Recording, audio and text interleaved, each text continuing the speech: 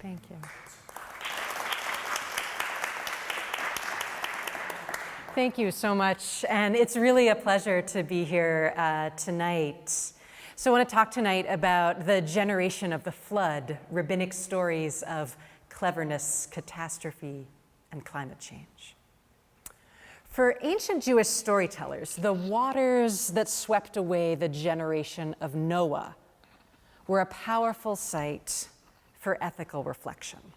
Noah is classically told as a cautionary tale, a tale in which human wickedness leads to divine judgment and sweeping catastrophe, a reminder of moral limits that concludes with a stirring promise that God will never again destroy the earth.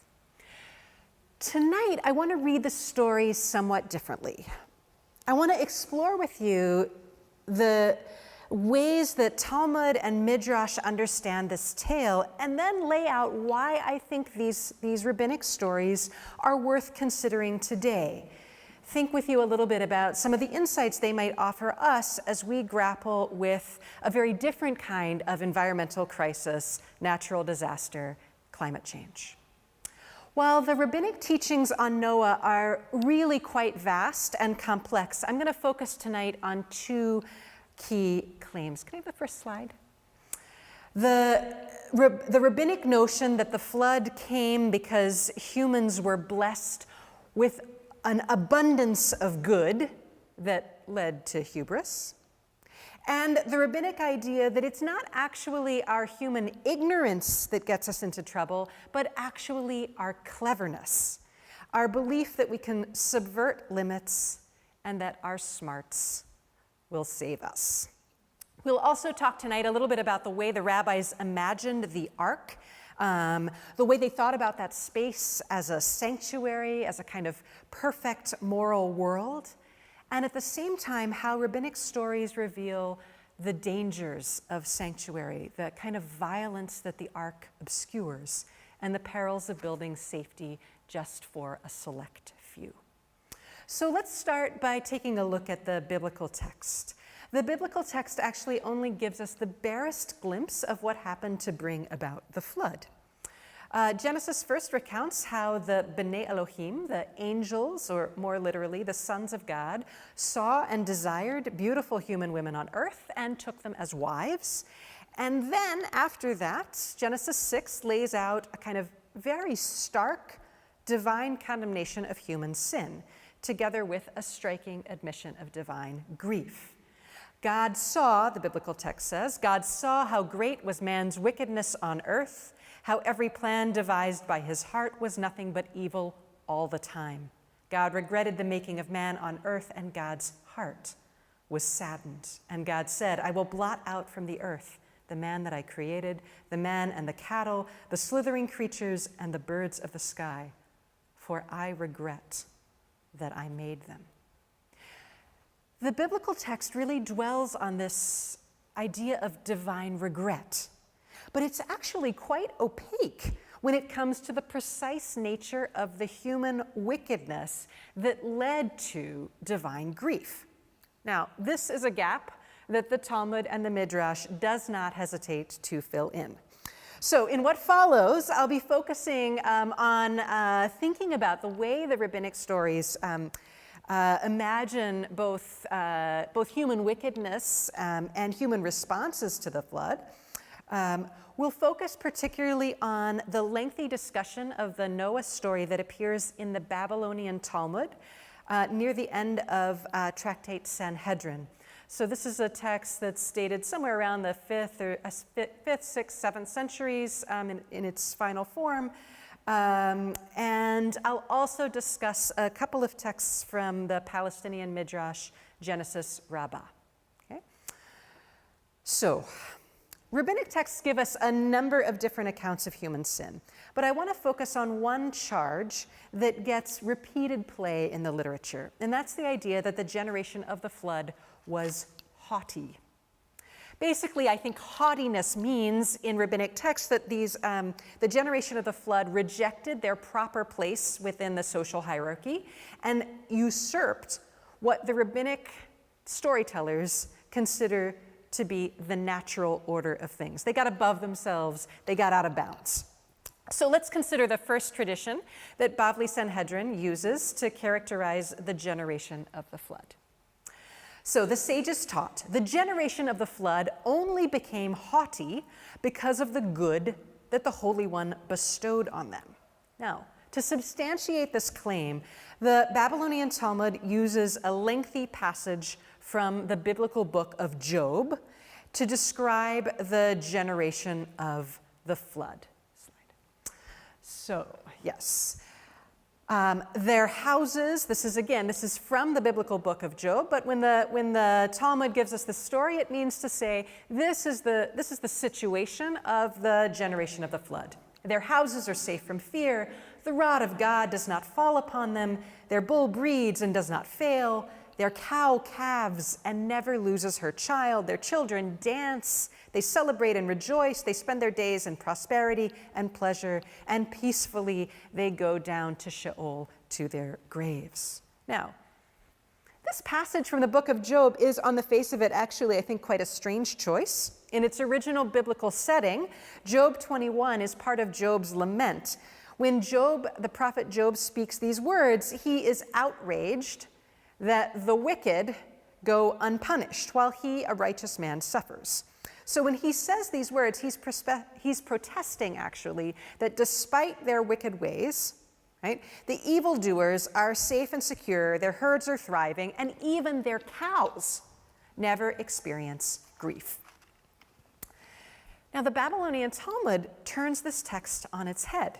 It gives us this portrait of a happy, prosperous people, and then explains how they end up on their way to a watery grave.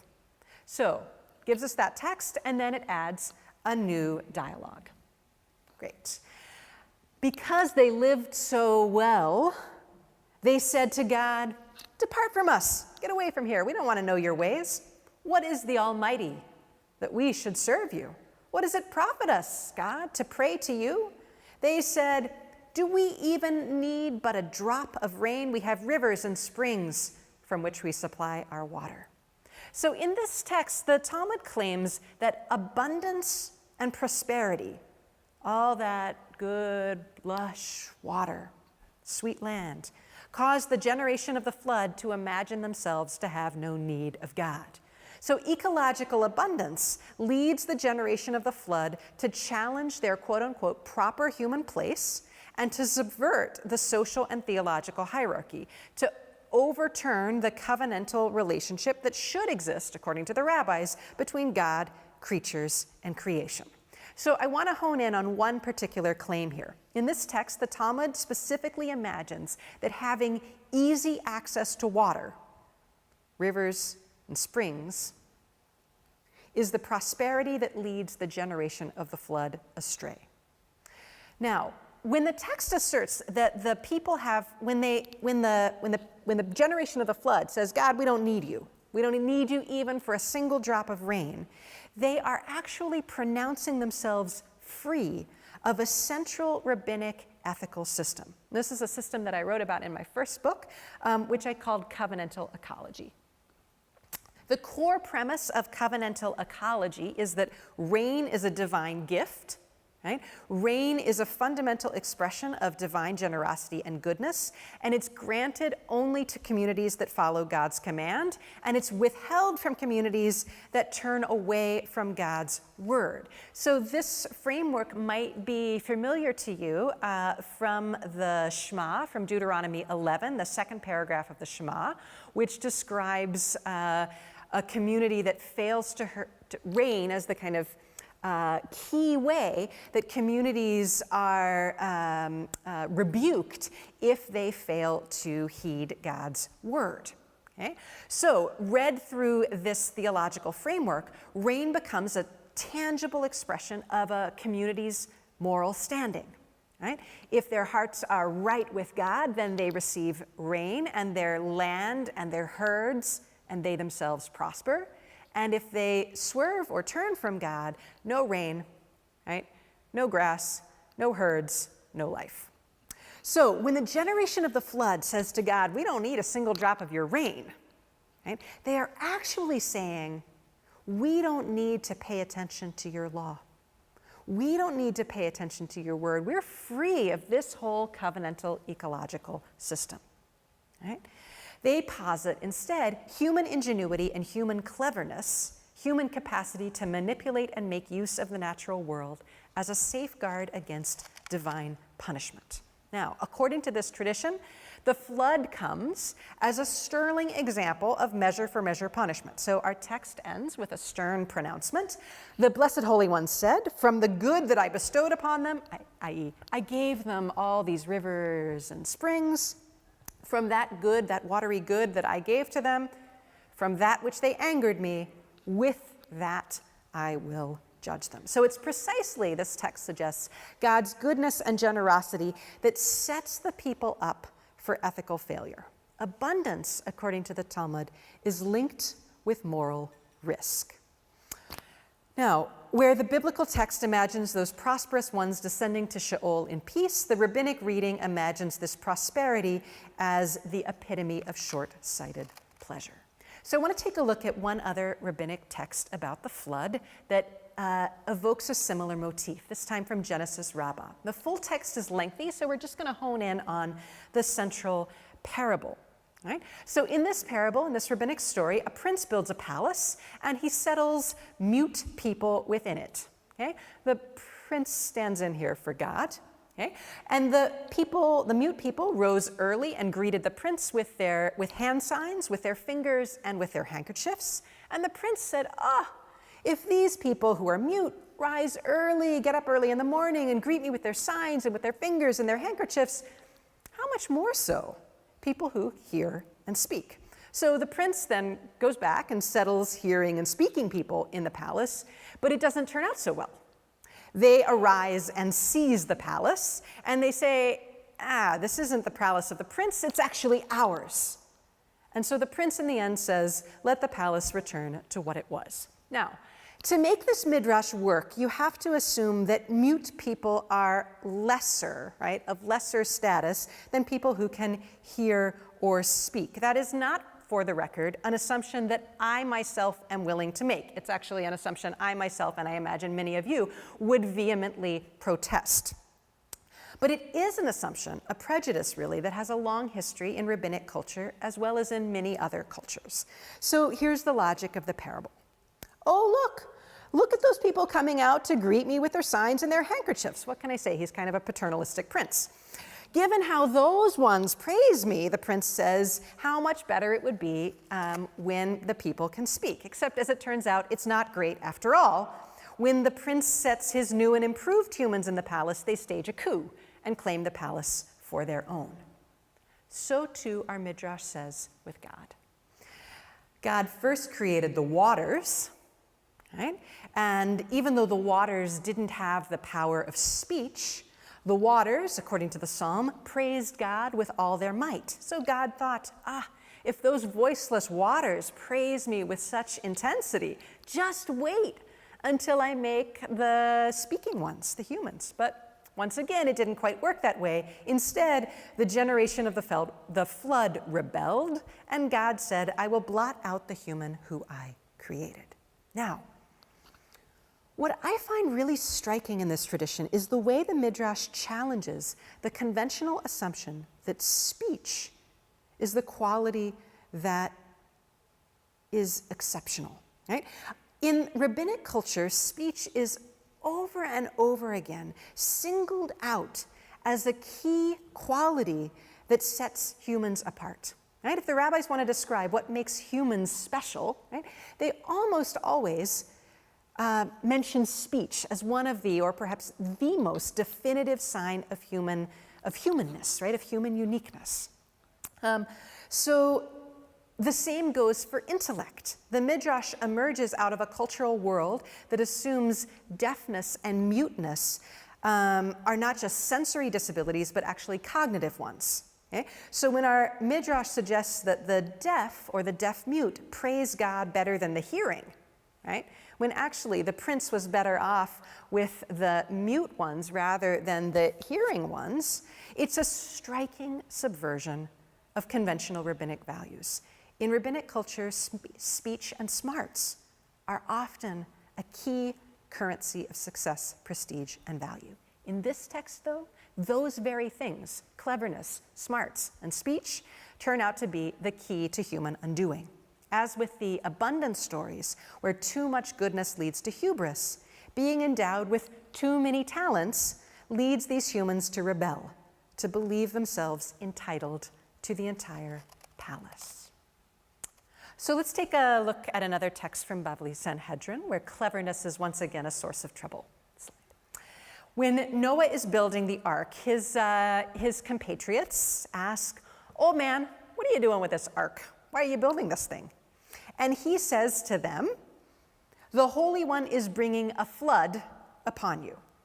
Now, the people say to Noah, "A flood of what? If it's a flood of fire, we've got this particular thing. Alita is its name." We don't actually know what Alita is. Rashi, later commentator, says it's something that fire won't burn. Okay? And they say, well, if it's a flood of water, well, if the water comes up from the earth, then we've got these iron plates, we'll use them to cover the earth. And if the water comes down from the heavens, we've got another thing that will save us. Now, it's striking to me that they don't actually contest the idea that the flood is coming.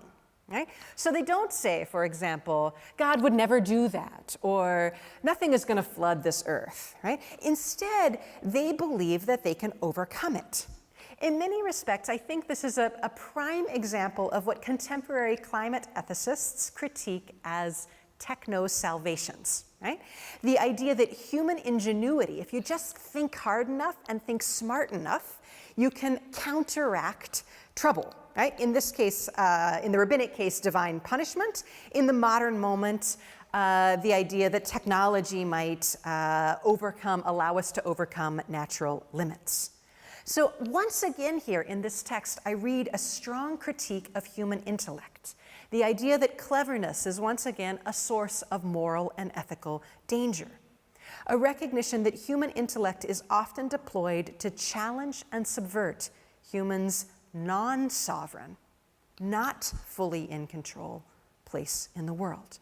To me, this text names a really important dynamic in our current thinking about climate change. That faith, that trust, that hope, that smart tech is going to save us. So we're a planet in trouble, a planet hurtling toward hard times, and I confess, I do hope we come up with an alita of our own, some kind of thing that might stop the flood. But I also want to say that I worry about that impulse. I worry that trust in technological intervention becomes a way to avoid recognizing and grappling with human limits.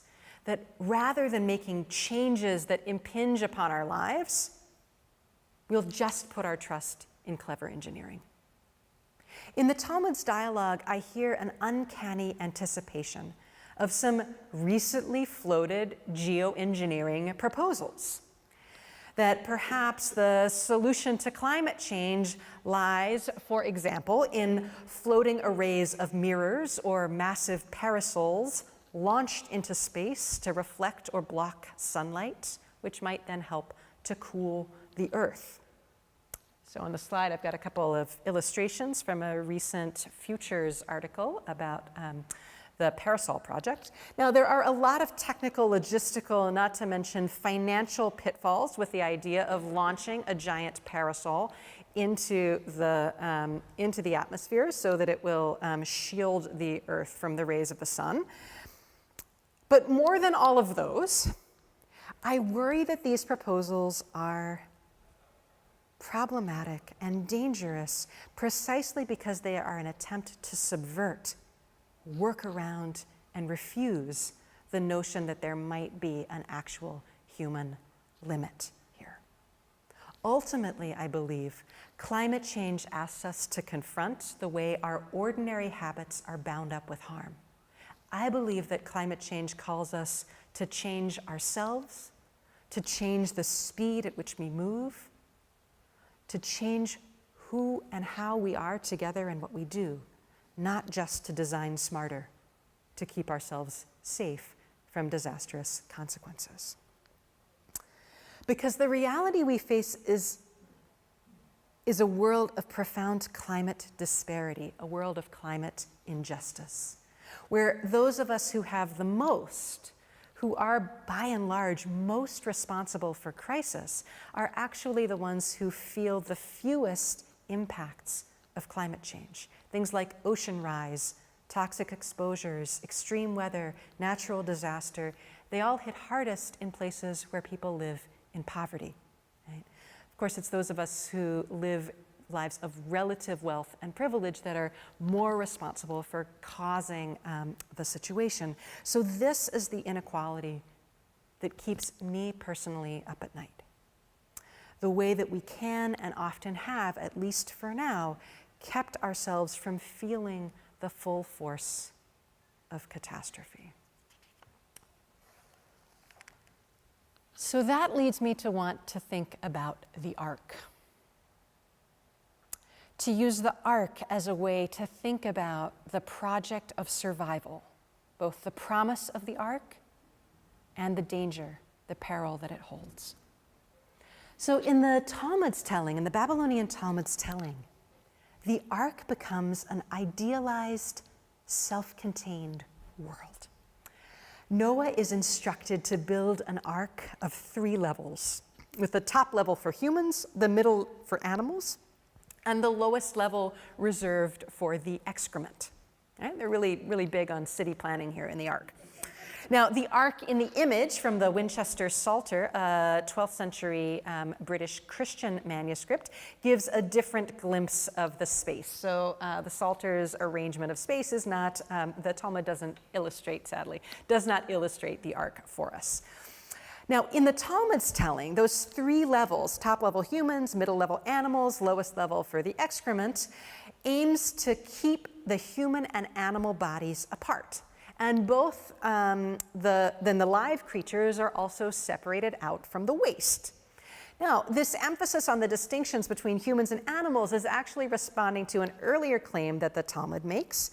And that's the argument that the generation of the flood engaged in rampant sexual sin, not just with each other, but also with the animals. So they mated with the animals across the species lines to create new forbidden kinds. So anyway, this arrangement of the ark is also to make sure that that does not happen again. The architecture of the ark reinscribes a neat division between kinds, right? And it aims to refuse body contact between humans and other animals. No one actually is supposed to be having sex on the ark, so even husbands and wives are, so Noah and his wife are also refraining from sexual relations while they're on the ark as well. Now, I am struck when I think about this arrangement, right? The humans on top, the animals in the middle, and the lowest level for the excrement. The way the desire to distinguish between human and animal kinds results in a profoundly inequitable distribution of space. There's a whole lot of animals, right? And it's just Noah and his wife and his sons and their wives lounging around on the top floor of the ark. So now this, in this sense, the ark reminds me most here of the British royal yacht Britannia, with the royals luxuriating in spacious comfort on one level and the vast number of staff and crew bunking up on the level below. So we see here, whether it's a matter of species or class, the way prestige and privilege becomes expressed in terms of access to space, right? The nicest kinds, right? The top of the tree gets the most luxurious quarters. If the privileged kinds receive more spacious quarters, they are also classically more insulated from danger and risk. So even in this image on the Psalter, you can see how the higher up you go, the further you are away from the floodwaters and the drowning. Now, I want to switch gears and think briefly with you about the contemporary moment, because this is, in my view, one of the most pernicious dimensions of environmental privilege in our own day. That's the reality that certain kinds of human bodies tend to get access to safer spaces and are more likely to be able to keep environmental risk at bay, to keep greater distance between their bodies and toxic exposures and poisoned lands. Okay? So here I want to lift up the work being done by activists and organizers in the environmental justice movement who have for more than 3 decades been documenting patterns of environmental racism and environmental classism in the United States and elsewhere. Right? They emphasize, for example, the way predominantly toxic waste sites are regularly sited near predominantly African American, Latinx, and Native communities. The way certain places and certain peoples are imagined and actually inhabited as environmental sacrifice zones, dumping grounds for dangerous waste. Now, the rabbinic accounts of Noah don't really name this kind of structural violence. They don't really think about differential access and differential harm among marginalized human populations. They don't think about sacrifice of marginalized humankinds. But they do actually find a different way to both identify and resist sacrifice politics. And I want to tell you about that through a story of the protest of the raven. So the Talmud tells the story in response to a verse in Genesis 8:7.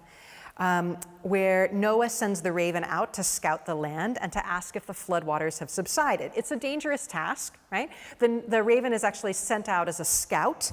And in the Babylonian Talmud, the raven protests this assignment. The raven says to Noah, your God hates me and you hate me, right? It's quite a bold thing to say. Why? Now, most of us probably have an image of the animals going into the ark 2 by 2. This is kind of the classic image of the ark story. But actually, according to Genesis, many of the animal species were more abundantly preserved on the ark.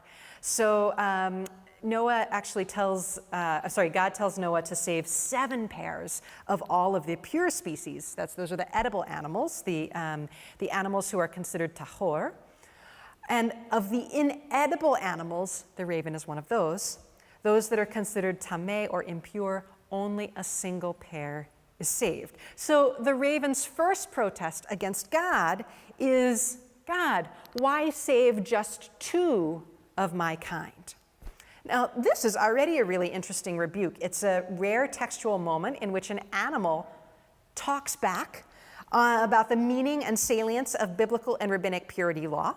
And I think it actually invites us to consider the implications of tahor and tameh, purity, impurity, from an animal perspective. In this particular case, it's disadvantageous to be one of the impure species because then only a single pair is saved. But ironically, what the raven doesn't know yet is that post-flood, the biblical text will give permission, right? God will give permission to human beings to eat animals. So actually the tahor animals, the pure animals, are the ones, they're saved in greater number because they will be eaten or sacrificed to become food for humankind or for God. So actually what the raven doesn't know is that to be tameh is to be safer in the post-flood world because that means the raven will be insulated from the 2 systems through which the Israelites consume animal bodies. But, as I said, the raven doesn't know this yet, and the raven's most stern critique in this passage is actually reserved for Noah, and that's the slide we have up here. Noah says, the raven says, Noah, you have turned from the kinds of 7, and instead you've sent out a scout from the kinds of 2.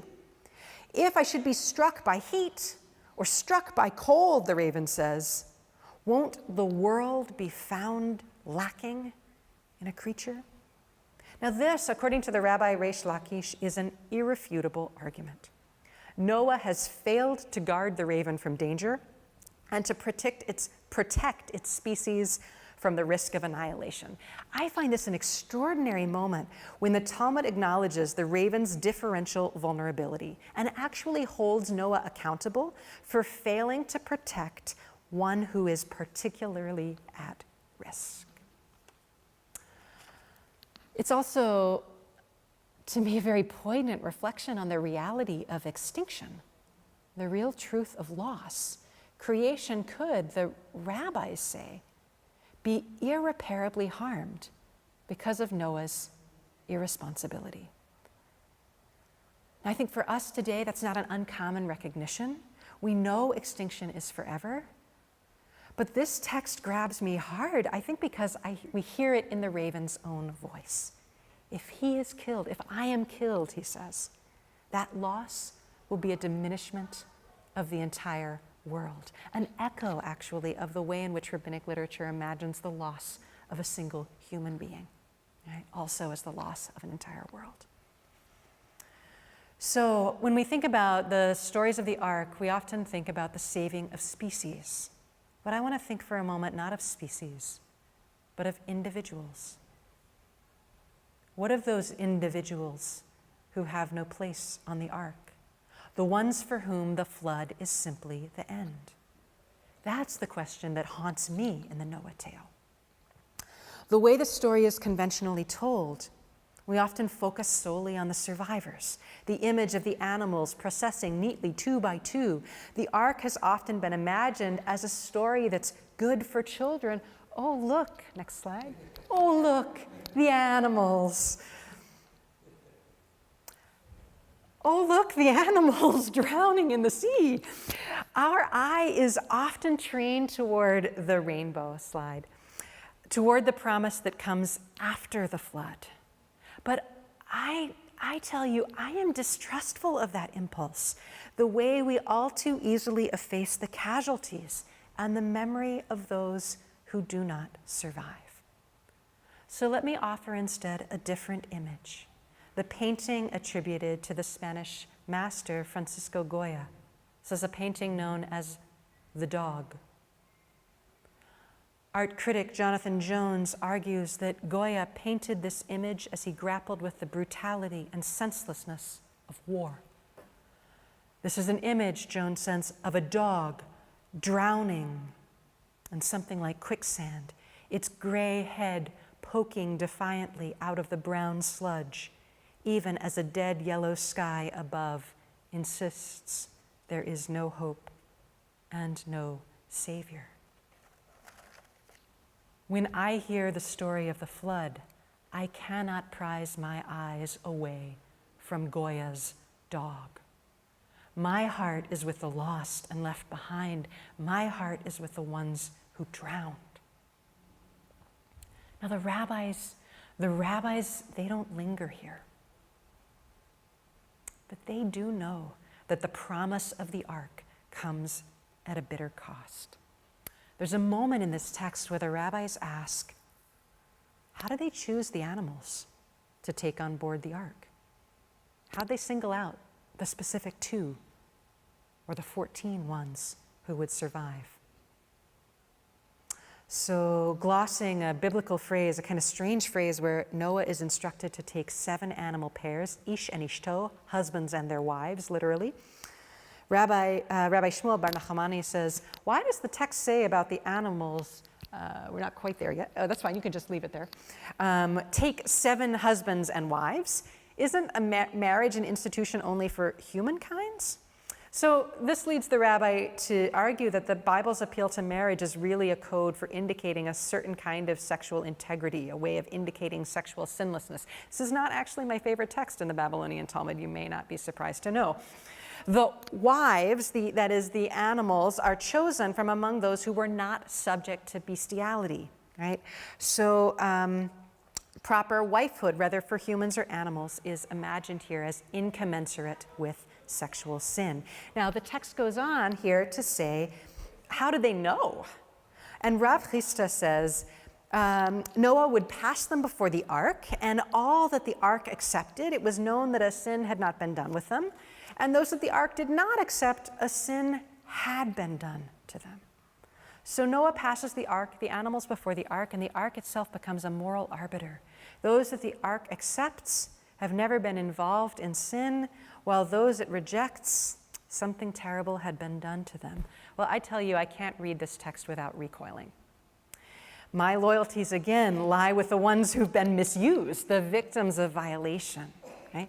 Our text in this case does not grieve them. Right? In the Talmud, those animal bodies stand as a reminder of human sexual sin, something that the rabbis want to expunge and wipe out of memory. Right? So it imagines those animals as incommensurate with the new order. They cannot be survivors. They will not be saved. There's a Yemenite tradition in one of the Bavli manuscripts that makes this motif even more poignant. It imagines a scene where they stand the animals in front of the ark, and then the ark itself either offers refuge or withholds it. Now that tradition of the ark offering refuge, right, or barring the doors, makes manifest the exclusions of sanctuary. The way all too often refuge is bought for a few, just a very few, at the expense of all those other violated bodies. Ironically, the word for refuge is the same root that the Bible uses for the cities of refuge, arei miklat. The cities of refuge offer sanctuary. They're designed in the biblical text to offer sanctuary for a person who commits manslaughter. Unlike the biblical cities of refuge, right, which are designed to protect the unintentional murderer, the ark here, the rabbi's ark, offers a profoundly conditional refuge.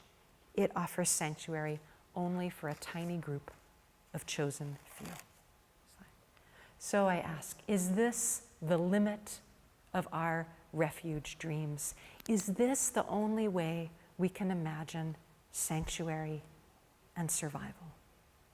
The literary critic and environmental theorist Jeffrey Jerome Cohen argues that the power and ubiquity of the story of the flood in our culture is actually a kind of dangerous cultural template, one that inscribes the inevitability of deluge and disaster, one that imagines the ark as the only route to survival. What if, Cohen asks, what if we stopped using the flood as our unspoken cognitive frame for climate change? Or if we still use the flood, what if we stopped playing the role of Noah, content to save only a small chosen community when the storm comes? What if we prepared instead collectively for cataclysm, in which, Cohen says, we do not leave those outside our walls to drown? So Cohen's question echoes powerfully within Jewish tradition, which has long had a very ambivalent response to Noah. While the biblical text imagines Noah as a righteous man who found favor with God, the rabbis actually give us a much more hesitant portrait. They disapprove of his silence. They disapprove most of all with his quick compliance when God decreed the earth's destruction. They side with Abraham, the one who protested on behalf of Sodom, the one who asked, "Shall not the judge of all the earth act justly? How, God, can you condemn people to die?" Right? Why, Noah? Why didn't you do the same? So let me close tonight with a passage from the Zohar, one that imagines God's response when Noah emerges from the ark. When he comes out of the ark, the Zohar says, Noah sees the devastation all around and he begins to weep. Noah says, "God, you're called the master of compassion. Why didn't you have compassion for your creation?" And God is not at all moved by Noah's critique. God says, "Now you plead on their behalf. Noah, I lingered with you. I spoke to you at length so that you might have the opportunity to ask for mercy for the world. But as soon as you heard that you and your family would be safe in the ark, the evil of the world did not touch your heart. You built the ark and saved yourself." So when I read the Noah story today, when I linger with these ancient Jewish tales, this is what I want. This is what I want for all of us, that we resist the lure of the closed, gated, locked community, the tiny little sanctuary, the ark floating above the flood, that we commit ourselves to work not just for personal sanctuary, but for a world where all of us survive. Thank you.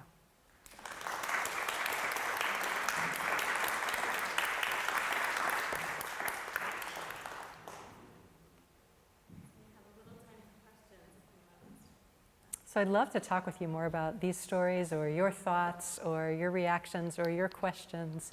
Yes? Well, it seems to me that at the time of Noah, there wasn't a concept of community as God had intended. And is it a problem of individuation rather than community? Yeah, so this may be a way to not be quite so hard on Noah, right? To suggest that, in fact, part of the reason why the whole situation is going down, shall we say, right? Why we're going downhill fast, why the flood is coming, is precisely that there isn't yet a sense of community. But I think we should ask ourselves, right? I mean, I think that this is this is certainly a question that I ask myself, right? How do I think of what's the concept that I have for my sense of community? To whom do I feel beholden? Right?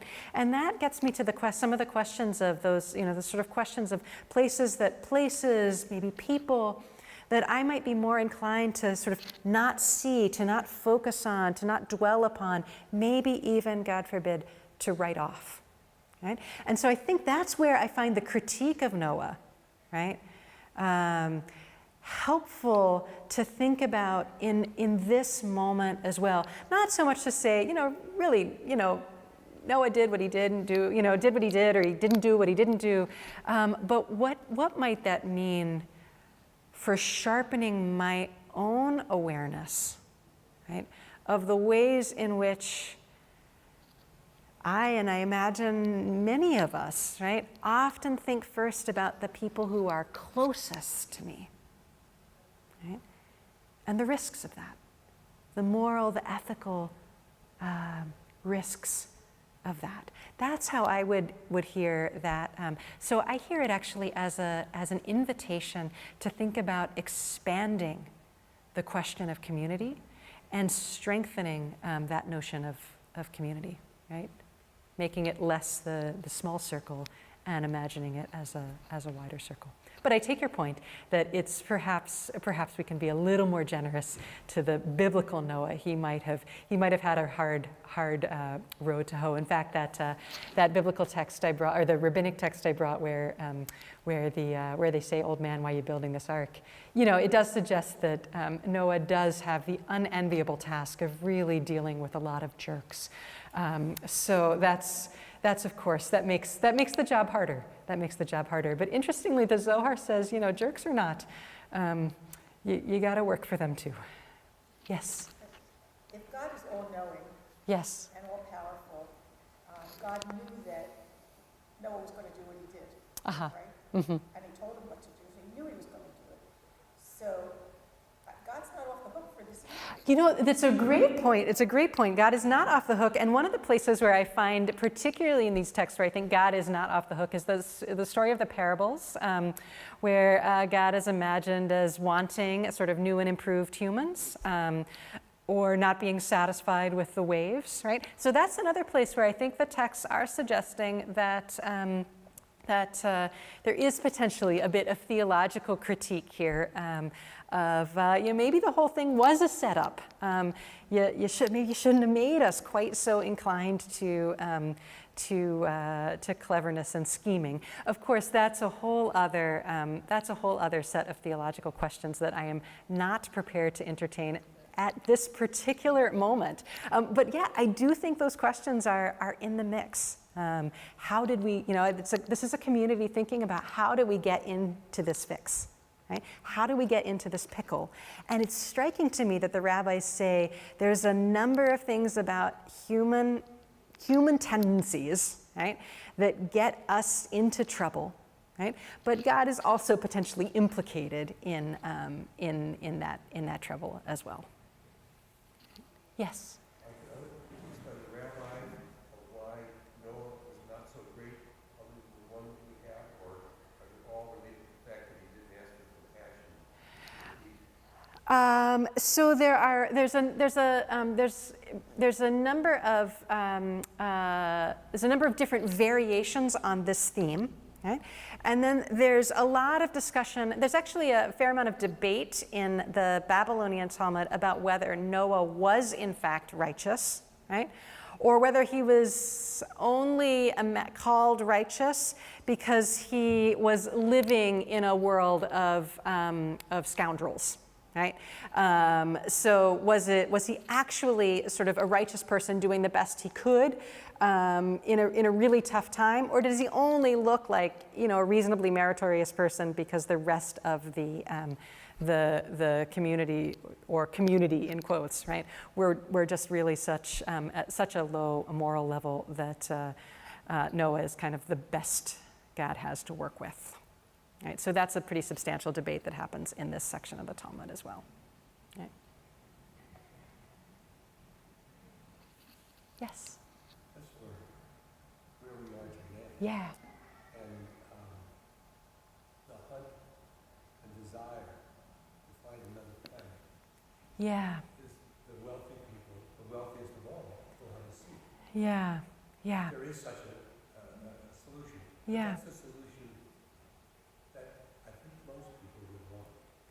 Thank you so much for naming that, right? And the way in which so often, right, a sort of our worst case scenario solutions, right, or these fantasies of how we might get ourselves out of trouble, right, are almost always fantasies just for a few, right?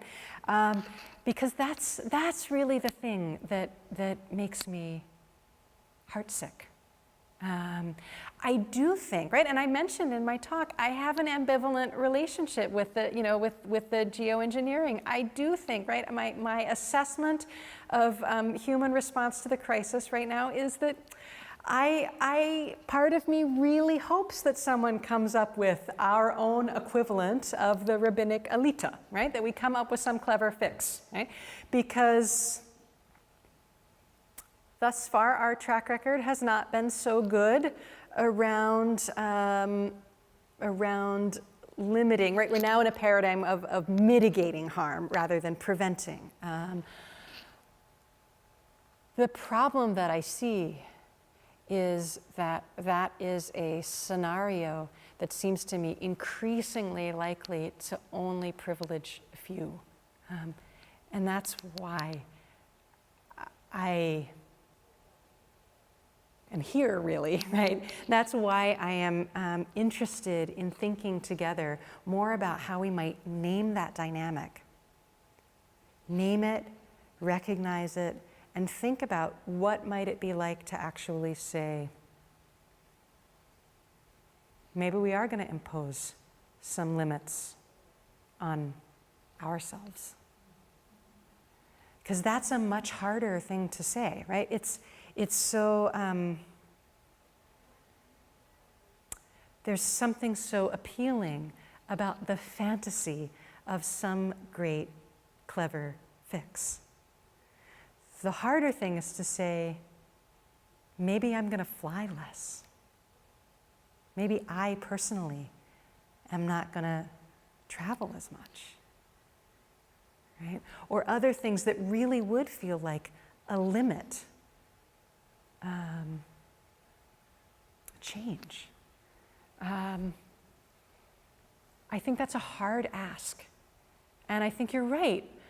Most of us, myself included, are not so into the idea of limits, right? Limits, recognizing the sense that maybe actually we shouldn't do all the things that we can do.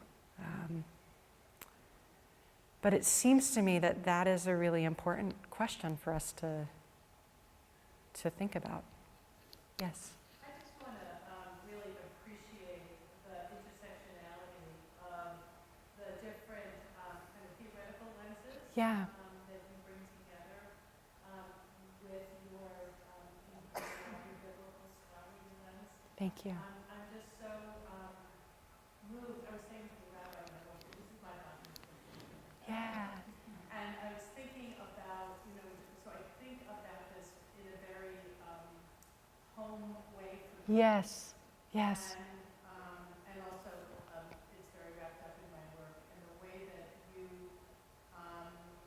really elevate what is invisible. The way, the qualities of people that are invisible, the way in which privilege acts as blinders. Yeah. Yeah. In ways that hurt us, all of us. Yeah. And that really call us to wake up. Yeah. To see. Thank you. Thank you so much for saying that. That to me, that question of naming kind of issues of privilege, the issues of social violence, a lot of my thinking around environmental work comes out of environmental justice movements. And so those are questions that are very live for me. And one of my passions is really thinking about whether Jewish texts, right, some of the ways that Jewish texts might help us get access viscerally to some of those questions of inequality, environmental inequality, environmental violence. So thank you very much for that. I'm really interested kind of in pushing the sort of, I think in Jewish environmental circles, there's a sort of a core set of texts that are some of our go-to favorite texts for thinking about what Judaism has to say about the environment. And while I have learned a lot and also appreciate many of those texts, I find myself increasingly trying to turn to a different canon to think about environmental inequality, and the way in which I have experienced myself as a person of relative privilege, sort of structurally not so able. I felt I have worked very hard to try to begin to understand and hear and listen to and know some of the voices from, for example, the Global South, or from the US environmental justice, particularly African American environmental justice movements, right? Where my own social position has made those, right, has just kind of turned my sightlines in a different direction. So that's one of my passions, is thinking about how we might shift the attention to that which often goes unseen or operates on my own margins. Yes. Thank you. You're welcome. In the beginning of the talk, you focused on the more traditional reading of what amounts to like affluenza in some sense. The bounty created the ability for people to say, and now we have this. Yeah. How does that fit in with the same line of thinking? Yes. I mean, it seems to me that there's a linkage, but you try to disrupt it a little bit. So Yeah. So I do think that this is part of an ethical concern that I have identified in a number of stories in the Babylonian Talmud in particular, that elite social positions, while they are often wonderful, right? Luxurious, it's good in many ways to be, it's good to be an elite, and we see a lot of rabbinic texts praising and valuing that. There is also an undercurrent in many stories that suggest that elites are often not aware of cold, hard realities of danger, disaster, and trouble. So I have talked about this also in a different series of articles about some of the stories of the destruction of the temple that describe how a very wealthy woman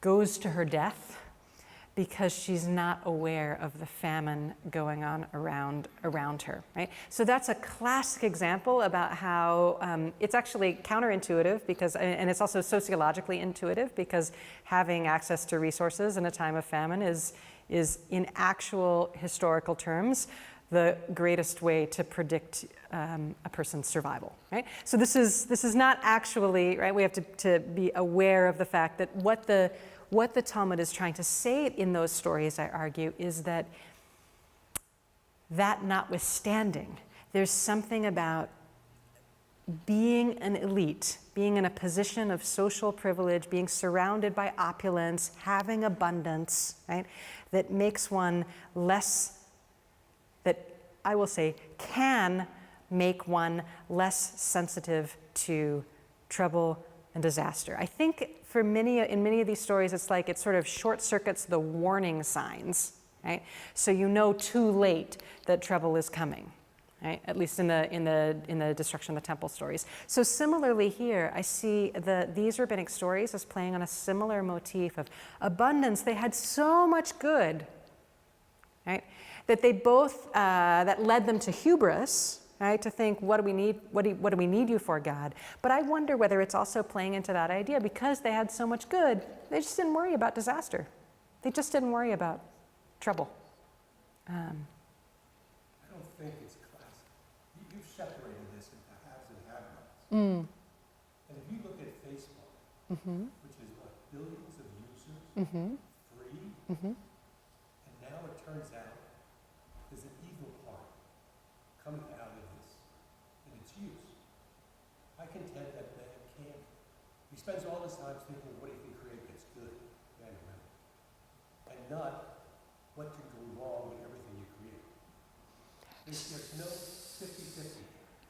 The 50% of the people were on the creative side, and the other 50% were on, there's something here we got to find, which is basically what we don't want, and figure out how to put that together.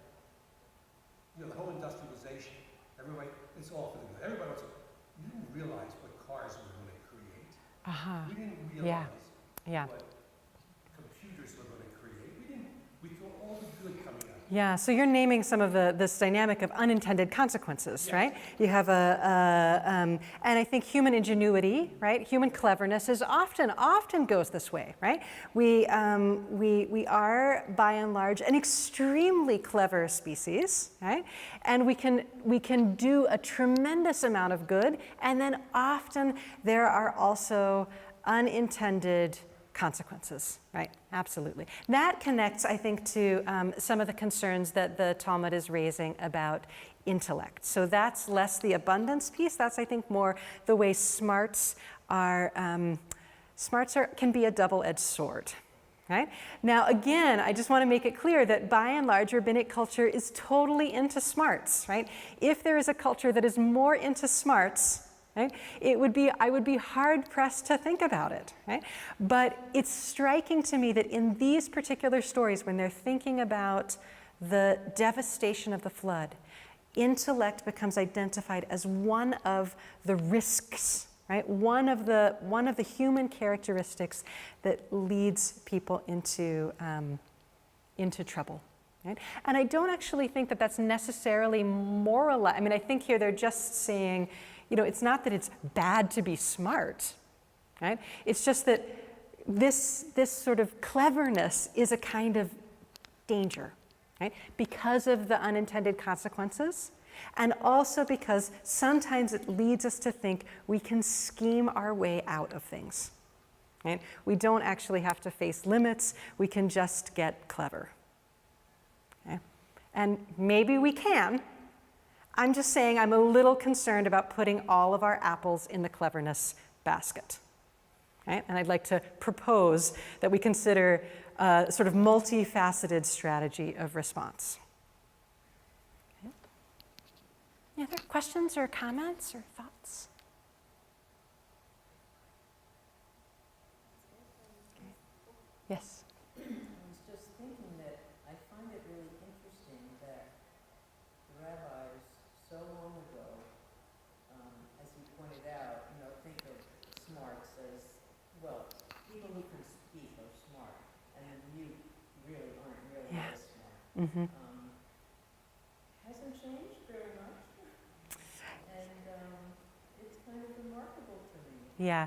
There's a push now, at least, to see things differently among some, but that feeling is just so around. Yeah, it is a pervasive piece. So it's always important to me to to note explicitly that this is not something I buy into. I'm not embracing the Talmud's vision here, but yeah, it's a ubiquitous idea. I am struck by the way in which so many of these, I'm generally speaking not one to think about the oracular dimensions of Talmud, but I will say when I read some of these rabbinic stories about the flood, particularly the old man, why are you building that ark narrative, I just think it's really extraordinary to me that certain dimensions of human behavior and certain dimensions of human response to crisis, for all that there has been tremendous amount of change, right? Certain qualities strike me as present for them, right, in ways that hold a really important mirror to me when I think about our own situation in this moment. So thank you so much for being here tonight, for thinking with me, and for your engaged thoughts and questions and comments. I wish you a wonderful evening and a beautiful, beautiful night, and also the promise that we might together be about the making of an ark that has wide open doors and a sanctuary for all. So thank you so much.